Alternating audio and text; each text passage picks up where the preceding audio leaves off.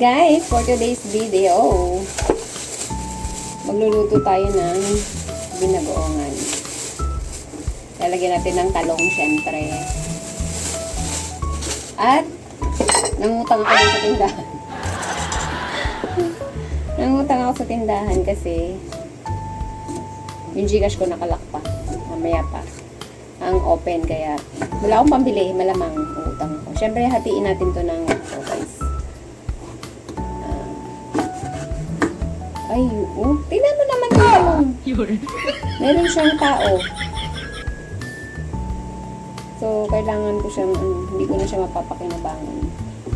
Tapon na yan. Kasi may tao siya. O, tapos, ayan. Ganito lang siya. Ayoko siyang liitan kasi, ang hirap magprito pag,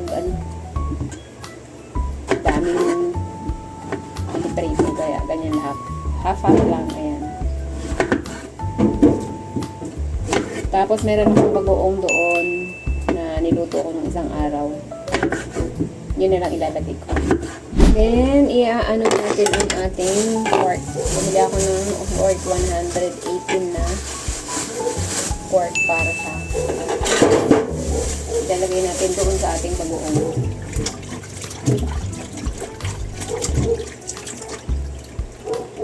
Siyempre, hugasan ulit natin.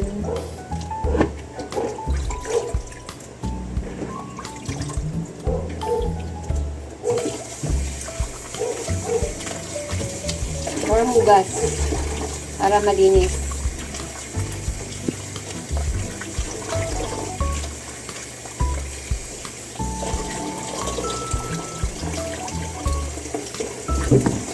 Ayan. Pork. Tapos ito, lagayan ko po kasi ng litok para sa ilalagay. Try natin yung dyan. At dahil nga meron na akong, saan na ba yung kutsilyo ko? Ito pala. Ginisa ko naman na yung kaya hindi lang ako maglalagay ng bawang. Sibuyas na lang. Dahil nagisa ko naman na yung aking bagoong. So, ilulutuin ko na lang yung aking pork.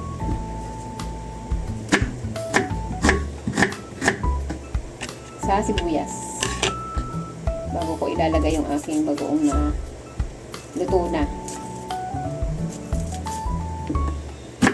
Tamang-tama to sa tag-ulan, guys. Maulan sa labas. Maulan outside.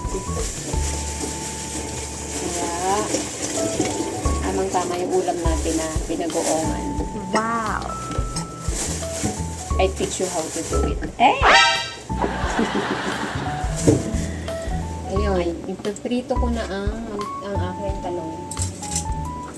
Pero, maglalagay tayo ng takip kasi matalsik to. So, matalsik.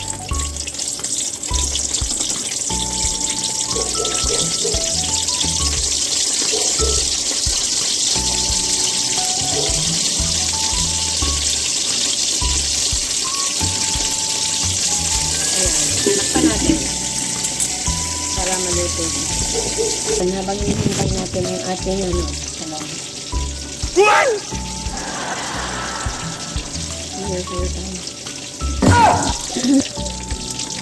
Ayan, baliktarin na natin ang ating talong.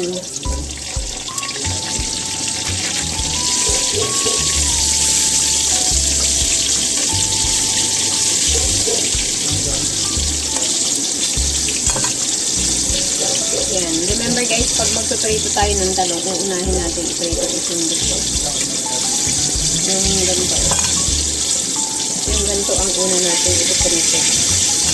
Para hindi siya kumain ng madaming mantika.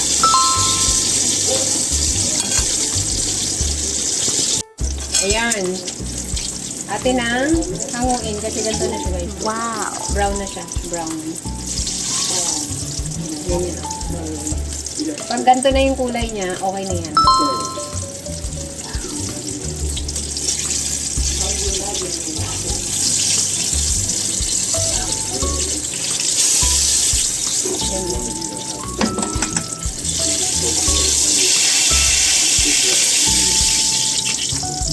Yan.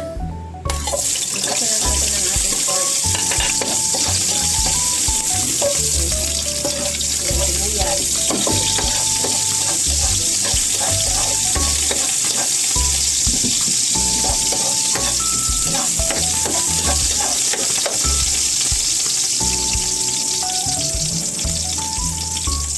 ko na ang